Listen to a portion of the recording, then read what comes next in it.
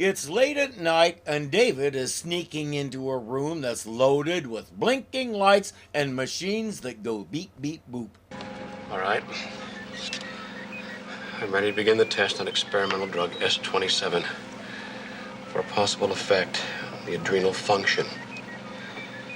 The serum antidote S27A to be used in the event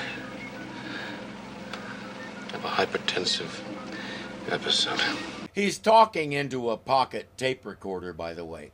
Once he's hooked up, the computer registers his blood pressure, respiration, and pulse at normal levels.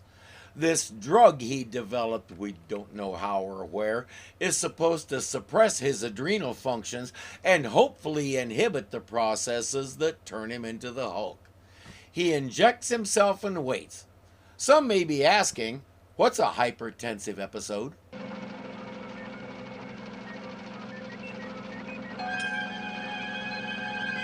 BP, respiration, and pulse rising. Possible idiosyncratic effect of the drug. Cardiac overload imminent.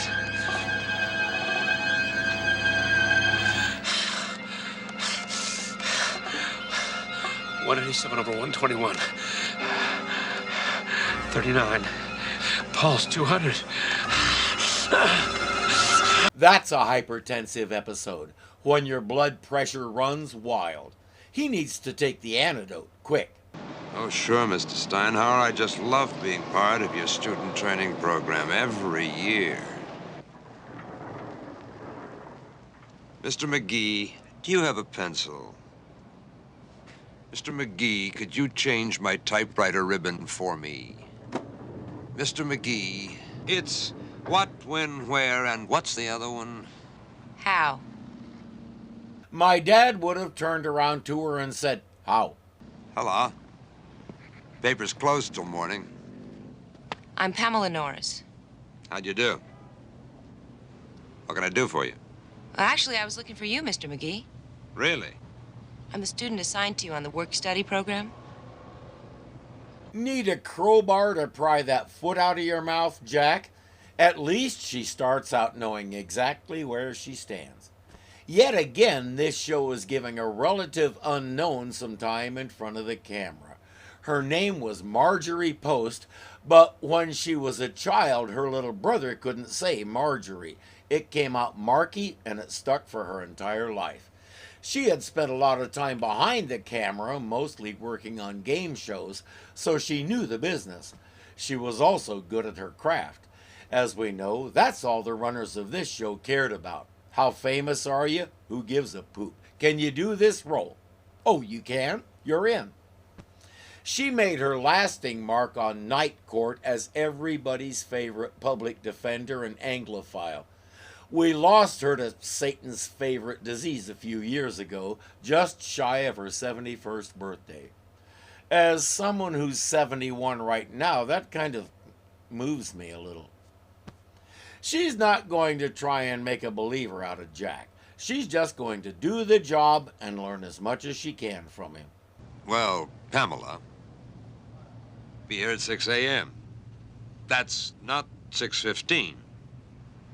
Listen, I understand you're not too happy about this, Mr. McGee, but I just want you to know I've completed 4 years of college and my master's thesis, and I was the first woman editor. Frankly, Pamela, I'm not too interested in your diplomas. All I'm interested in is, do you have what it takes to make a good reporter? That's what she's telling you, Jack. She couldn't do all that if she didn't have chops. And being myself an ace reporter, I could not help but observe that you are indeed a woman. Now, there's your first lesson. Never comment on the obvious. I'll see you in the morning. Okay, then she won't mention the fact that you're something polite people don't say. The fact that she is a woman obviously took Jack back a couple of steps. You get the feeling he hasn't had a lot of experience interacting with them.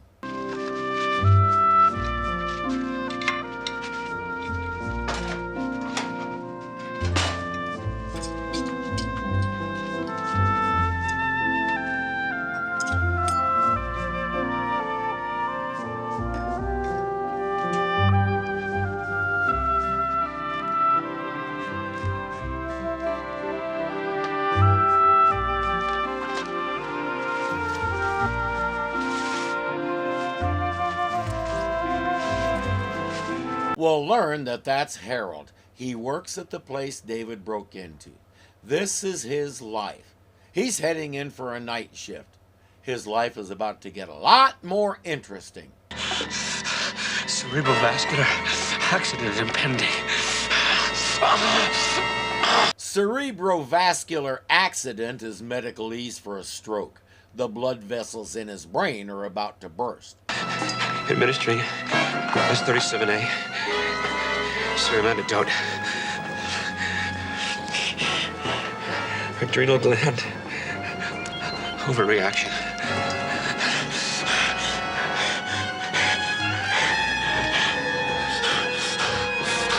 He has a blood pressure cuff on his arm to raise a vein. That's how he gave himself the first one. Whether he can still operate it, not to mention the needle, is questionable.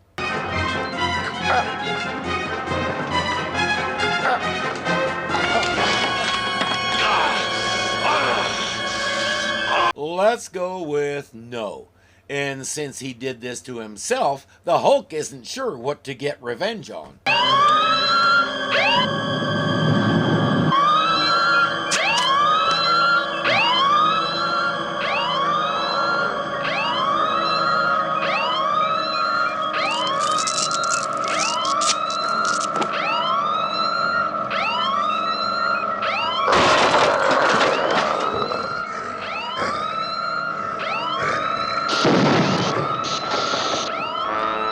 Hulk Philosophy 101.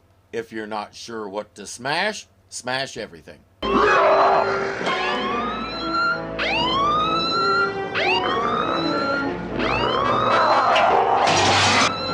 Now he has a target, whatever is making that noise.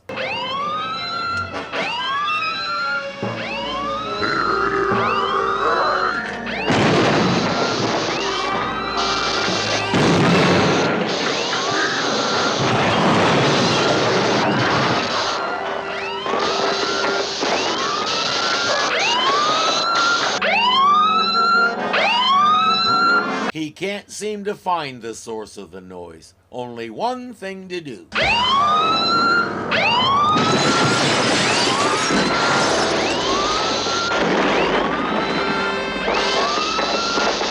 Make a door for yourself and try to get away from it. With a little more finesse, he could go into home remodeling.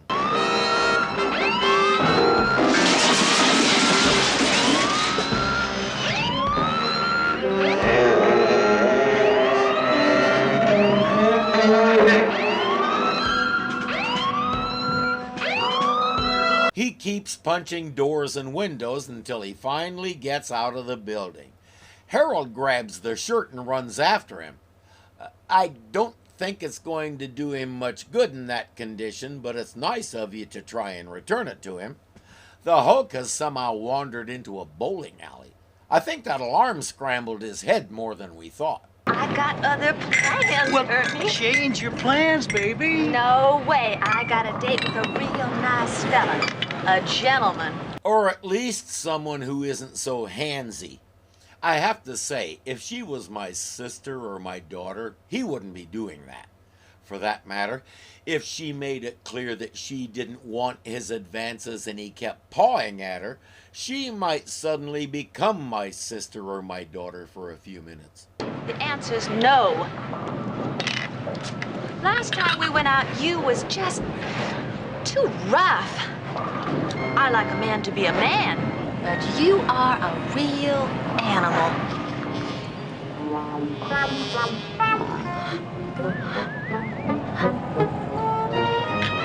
You called for a real man? Now listen to me, Carl. Yes, you Harry. can do it. You gotta do it. Yes, Harry. All right, now listen. Everything is riding on this Yes, frame. Harry. Don't get tense. Just. Yes, Harry. Yes, Harry. When I was in my teens, I knew an old fella who would do that when his wife started talking too much. I am not making that up. But I'm not sure his hearing was as bad as Carl's.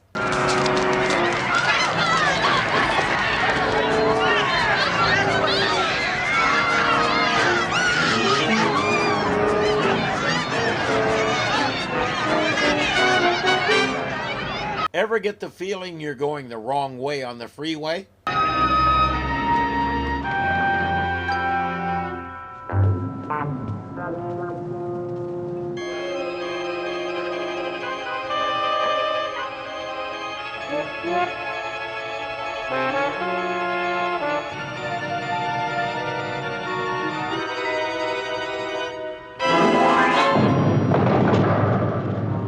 It's a good thing Harry already left.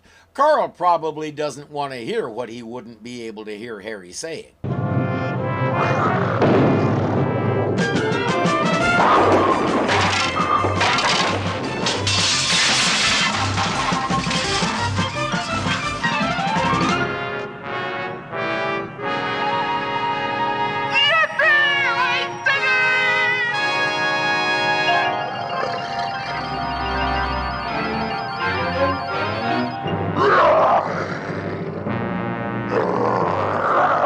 He really thought he did that. The Hulk creates another door for himself and disappears into the night with Harold still trying to follow him. The Hulk was sighted in Santa Clara, and you don't want to take me along. I understand how you feel. I asked to apprentice at the New York Times, the Washington Post, and the Los Angeles Times, real newspapers. The National Register was not my first choice. Well, at least we have something in common. Oh, there's lots more than that. You're both stubborn, you're both out to prove something, and you both don't take no for an answer. My name is Dr. Benton. I'm calling about the X3700 computer. Yes, I'd like to reserve some time, about 2 hours. Well, why not? Something wrong with the computer? Vandalism. How much damage was done? That's the story they're going with. It's nice and safe and almost impossible to disprove.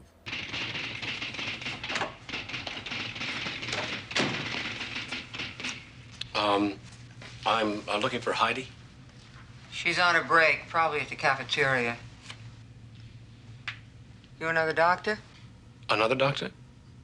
She's dated half the medical center. Oh. Well, I'm new here. Not for long. I'm not sure I want to know what that means. I'd go get her for you, but I can't leave the department unattended, Doctor. I'm here. Whom shall I say is calling? Oh, just tell her the red Ferrari with the personalized plates. Personalized plates hadn't been around that long. I remember when they were introduced, and a lot of people had trouble with the application. They would make you give 3 choices because someone might have gotten Smith before you did. My favorite story was the guy who only wanted 1 choice, and he made sure they knew it. When his plates arrived, they proudly proclaimed none. David has a card with a tape sequence number on it.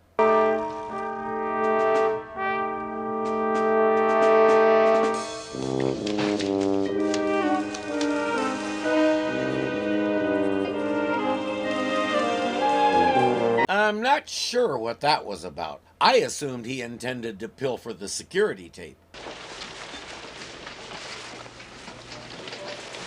Hey, Jack.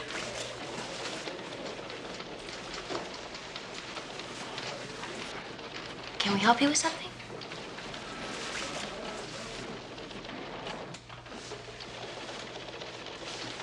He's acting like he wants to know where the bathroom is.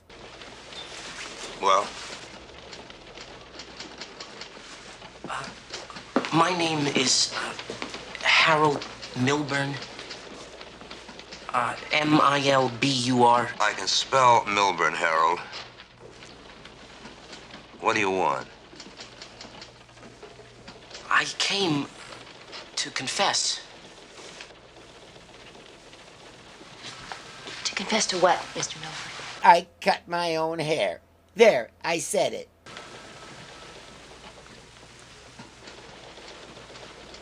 I am the Hulk.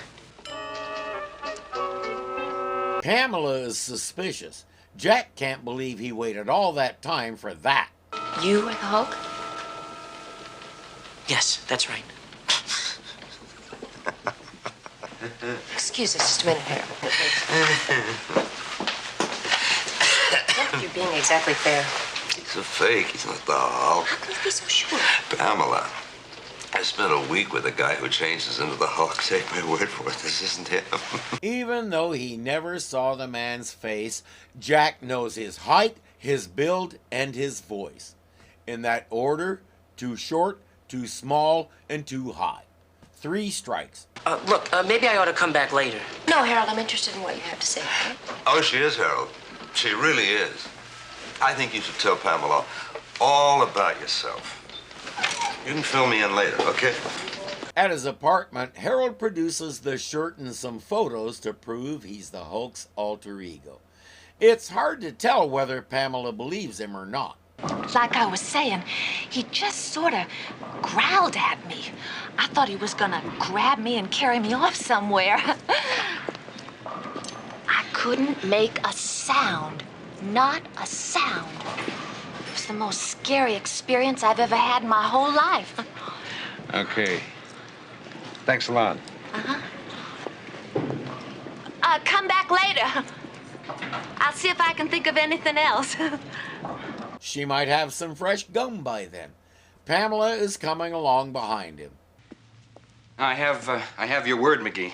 The article will call this vandalism. Hey, oh, sure. Of course, off the record, you and I both know that it's the Hulk.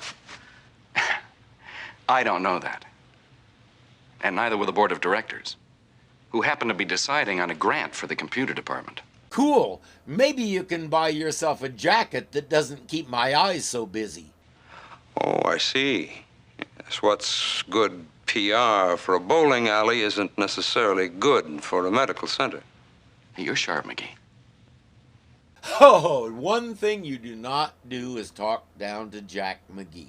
Listen, do me a favor. Come and see me when you get tired of running around after big green monsters. I'll see you later.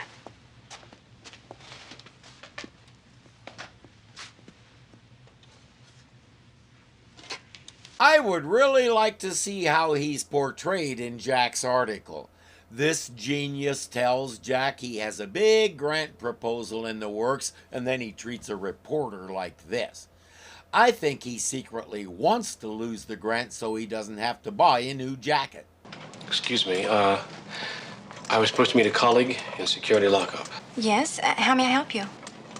Where is it? Oh, I'm sorry. I'm new here, but if you wait just a minute, I'll go find out for you. Thank you very much.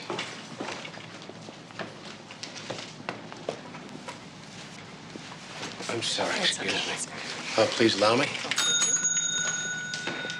Yes. Oh, he was first. No, I've already been helped. Please help me. Okay, thank you.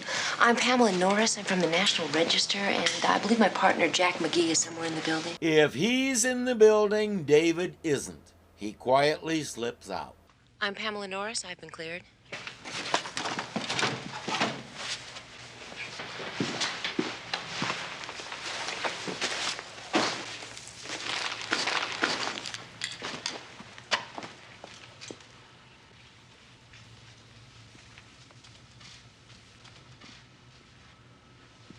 Hello. Well, that didn't go as planned. While he's making sure all his body parts are still attached, Pamela has a captive audience. You know, Jack, I think Harold is very interesting. Maybe. No, I think he'd make a terrific human interest story. Listen, human interest stories do not make front page. I disagree. I think a good human story can sell a lot of papers. You know, he works here. I think he might know a lot more than he's letting on. He lost a lot of credibility when he claimed he was the Hulk. Who do you think you're jumping to conclusions? Listen, you. There's a line in front of you, Jack. Think very carefully about what you do next. I've tolerated you so far because my boss told me I had to. But don't make the mistake of assuming that you and I are a partnership. To put it bluntly, Pamela, you're a lot more trouble than you're worth.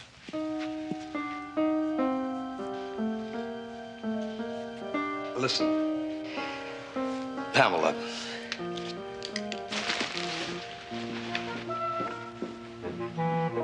He didn't think very carefully about what he did next. But as I said, They're more alike than he wants to admit. What are you doing? Calling in my story? Oh, I did it already. I found it over there. Thanks. You're welcome.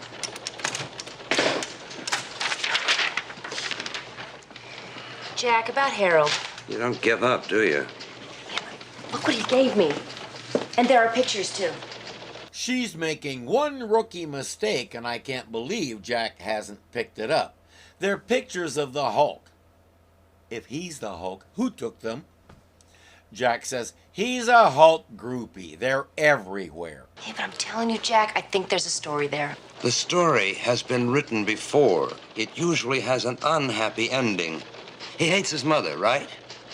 He eats alone, resents authority figures, has a feeling of inferiority because he's short. Shall I go on? Yeah, but you haven't talked to him, Jack. A little shy, perhaps? Introverted, longs for the discipline of military life, but doesn't quite fit in? Well, you may be right about a couple of things. A couple of things? He described Harold right down to his socks. But I still think... Pamela, if you keep giving this guy media exposure, you're setting him up for a hell of a disappointment. He's probably right. Fame is fleeting, as what's-his-name used to say. Jack. What? About the story I, sent into the copy desk. Mm-hmm. It wasn't exactly the story you had written there. Go on. I sort of, gave him my story instead. Well, at least it was only sort of. She also sort of put his byline on it, so he figures he should probably hear this story he wrote. The headline is, Man Confesses to be the Hulk by Jack McGee. Is Harold Milburn of 618 Broadmoor Street the Hulk? Milburn, who works in the computer research department of the medical center, made this claim in an exclusive interview with the National Register. In 1979, it wasn't doxing. You could share that kind of information freely because the internet hadn't given a wide open forum to the crazies yet. Although Milburn may not be the Hulk, he's produced substantial evidence to convince this reporter that he witnessed the metamorphosis and can identify the man who becomes the creature. None of that is true. He saw the Hulk after the change, but this is Harold's moment. This is my moment. So what does Jack think of this story? It doesn't really matter. Great story, Jack. Not your usual, but terrific anyway. Mr. Roberts? Oh, Steinhauer couldn't be happier. Says you two make a great team. But, Mr. Roberts... Now, look, if you need extra money, just ask. Thanks. Now, what did you want, Pamela? Nothing. Now, look, you two, keep up the good work. Bye. It doesn't really matter because the boss loved it. We're going to see two very different reactions to that. It was wrong to send in the story. It was a freshman move and totally unprofessional. I loved it. Yeah, but it could have gone either way. I could have embarrassed us both, and you deserve better than that. That's one reaction. Well, we can use my story as a follow-up. It's just that we have to get more concrete evidence from the medical center. We? Steinhauer thinks we're a great team. What do you think? You're a good writer, Pam. You got a lot to learn about being a reporter. And that's the other. Jack is convinced. It's too bad she couldn't have become a regular. Jack would be even more interesting with a sidekick to play off of. For the rest of the episode, we're going to see that these two click pretty good. My name is David Beeman, and I'm with View magazine, and we'd like to do a story on you. Wow. View? Well, see, yeah, I have a kind of exclusive with the National Register. You think I might get the cover? Maybe, yes. But first I'd like to know if you saw the man that becomes the creature. Well, look, Mr. Beeman, could you meet me later? At the square? Fine. Where is that? By the City Hall, north corner. Uh-huh. Interesting place for a meeting. Is there a restaurant there? David should be hungry by now. Harold, how's it going? Fine, I guess. Well, I thought maybe you might have been trying to reach me. And my phone was busy all day. No, we weren't. But it said in the newspaper there was going to be a follow-up story. There is. You're not in it. He can't understand, but that often happens in follow-up stories. They look at some other aspect of the event or whatever. But he thought he was the event. And how come you said I'm not the real Hulk? Because you're not, Harold.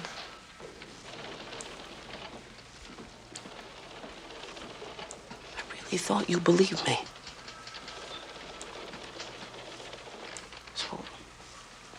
It's all lies, isn't it? You lied to me. No, she never said she believed you. She asked you for more of the story and listened as you made it up.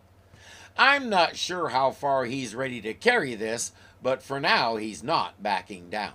You know, the funny thing is, you're right. I'm not the Hulk. But I do know who the man is. I saw the change. Just like you said. What does he look like, Harold? View magazine is going to do the story on us. That's nice. Who is he? You want a story? You come to the square by City Hall at 12 o'clock noon. I'll give you a story. Even in 1979, I think most of us would have known what he means by that. Jack and Pamela don't. They get up to leave. You both think you're so smart. Well, View magazine is going to get a real story. You'll see. Please don't say it. You can't ignore me anymore. For your own safety, don't say it. I'll show you. He said it. I'll show everyone. Even worse. I don't often use this word, but we know that sentence never turns out well. We even know why, because it's the same in real life. The problem is, the person gets so driven by the passion to prove something, they don't think everything through, they don't double check everything, they don't look ahead to alternate scenarios. In other words, they get careless because they get in a hurry. We learned that he was an ROTC marksman in high school, and he just called a TV station to tell them someone is going to die in that square at a certain time. David has arrived, he's in the northwest corner, and he can't find Harold. Mr. Beeman!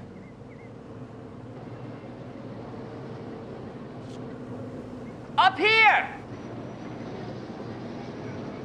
It's a beautiful day! Come on up! He's just sitting up there and he doesn't have a weapon. The marksman thing was a red herring. I'm okay with that. But that means he can only have one other reason for being up there.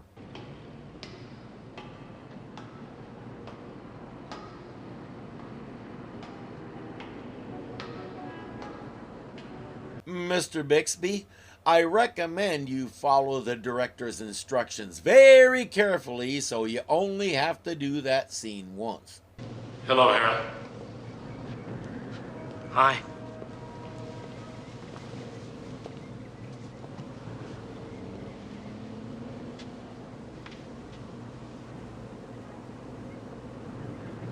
Haven't we met someplace?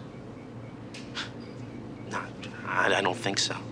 That confirms that he doesn't know who the Hulk is. Well, I'm all ready for you. Just fire away. Right. Okay, what do you do in the computer department? Filing, errands, a little bit of everything. So, he's short, he lives in a dump, and he has a menial job.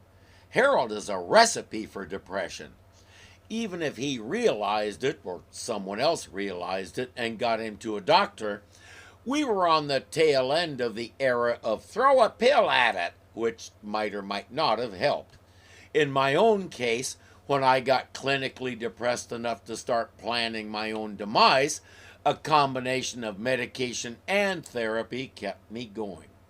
Without seeing an actual psychiatrist, Harold isn't likely to get the balanced treatment that he needs. Yeah, that didn't exist yet either. I understand that there was some vandalism. The X-3700 was damaged. It wasn't vandalism. It was the Hulk. I saw him. But you didn't see the metamorphosis? I saw the Hulk. He starts asking questions about the computer and some security things, but Harold is getting agitated. What does that have to do with the Hulk? I'm just trying to get as much background as I can, that's all. I know what it is. You don't believe me. No one believes me. Not you, or Pamela, or McGee. Channel 6 probably won't even show up. Channel 6? Yeah. There's gonna be a big story here today, Mr. Beeman. David is so concerned about exposure, he's not hearing what Harold is saying. Suddenly, he has to leave. Harold, are you up here?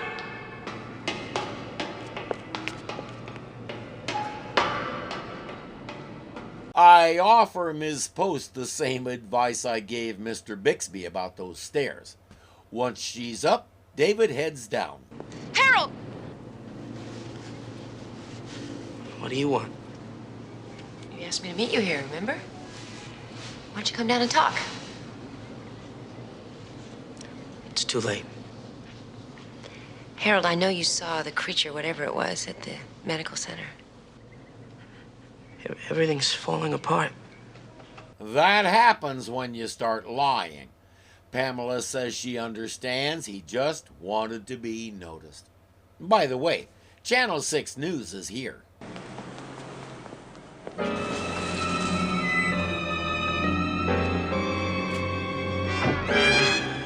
And so is Jack McGee. Okay, he does have to do the stairs twice. Harold, please, come off of there. Harold! Hey, what's that guy doing? He's out on the ledge. He's gonna jump. Do me a favor. Call the cops. Harold! Please, get back! We want to help you! In Harold's mind, you've helped enough already. You're so pretty. A girl like you would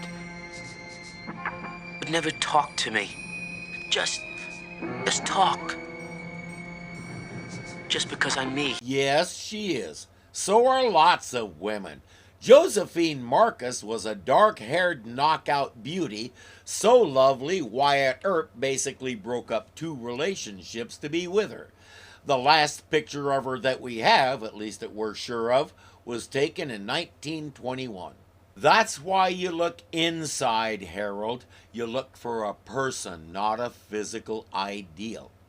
That requires getting out of your apartment and going places and talking to, people. Nobody even cared about me till I got famous. I'm not gonna let you take that away from me. I'd rather be dead. Harold, come in here. We can help you. We'll take care of you. Take my hand. Come on. Please.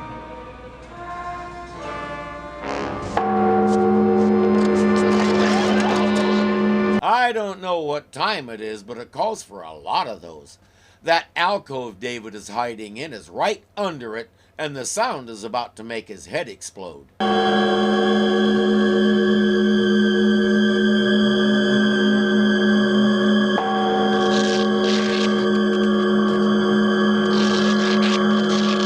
Or it could make that happen. This time he knows what the target of his vengeance is.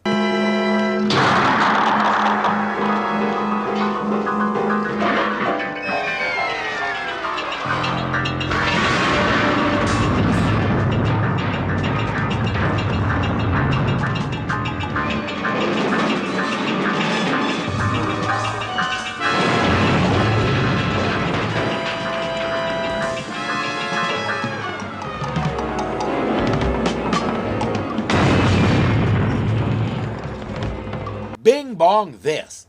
But someone's in trouble.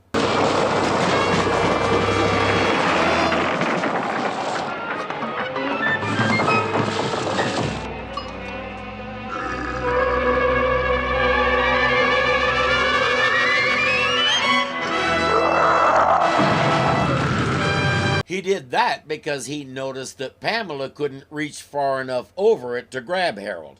Now it's not a problem.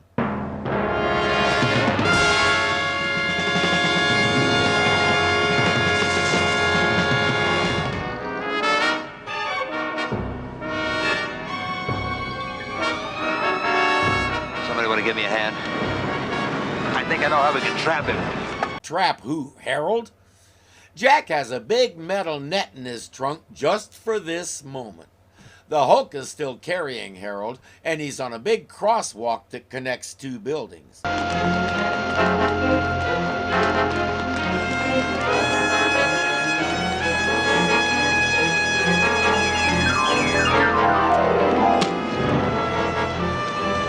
In the comics, long high jumps were the Hulk's chief method of getting around. I'm not sure how you could do that with practical effects, but give the project to the people who made the Japanese Spider-Man series. I bet they could figure it out.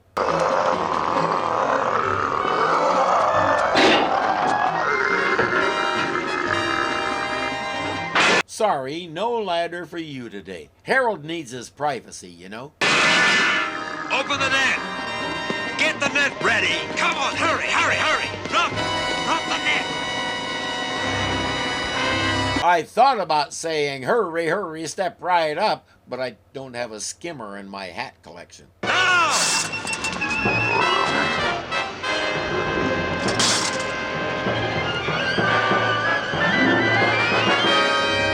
After all that, they missed.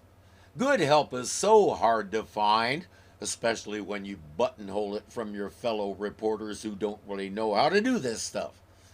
Harold is all right, and the appropriate people are on the way to help him. Jack, think this means anything? I found it in the tower. It's not hard to guess that it's something to do with the medical center. Blood pressure 118 over 74. Respiration 14. Pulse 68. What's it mean? That's what was being fed into the computer when it broke down. That doesn't tell us anything. It didn't broke down, it got broke-did. In any case, he destroyed it before it could record any more of what happened to him. Oh, it's all my fault. He was in the tower. I could have seen everything. Sure. If you hadn't cared whether or not Harold jumped. Stop kicking yourself, Pam. You did the right thing. Jack may have brushed him off as a story, but when he was a man whose life was in danger, he was right there in your corner. And since we're being honest... You know, Jack, I didn't exactly tell you the whole truth when I said the National Register wasn't my first choice to work for. It wasn't. You were. I was. Listen.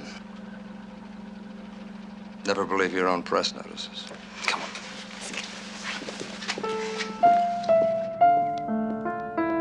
Jack may be about as cuddly as a sea urchin, but he's a good reporter and he has a code of honor.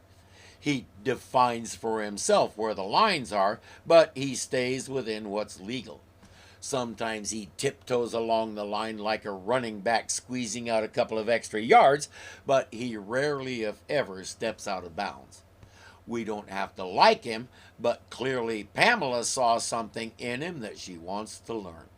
Again, I have to say it's too bad she couldn't stay.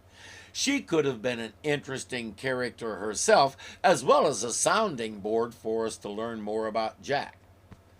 Something very interesting about the episode, except for Harold up in the tower for a few seconds, none of the primary players ever saw David. Pamela doesn't know he exists. Jack didn't even catch a glimpse of him the way he sometimes does. The medical center spent all their money on that computer so they couldn't afford security cameras. David's a ghost. They have a mystery person's blood pressure, respiration rate, and pulse all normal.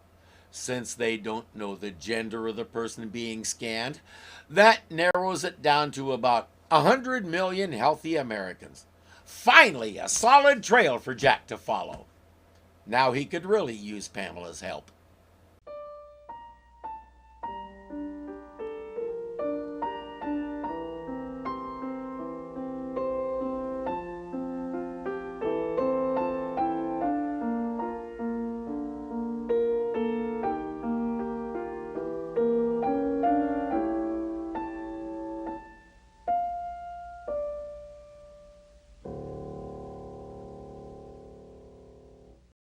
Mr. Bixby, I recommend you follow the direction. Mr. Bixby, I recommend you follow the directions. Mr. Bixby, I recommend you follow the direction. I can say that. Follow the director's instructions. What's going on?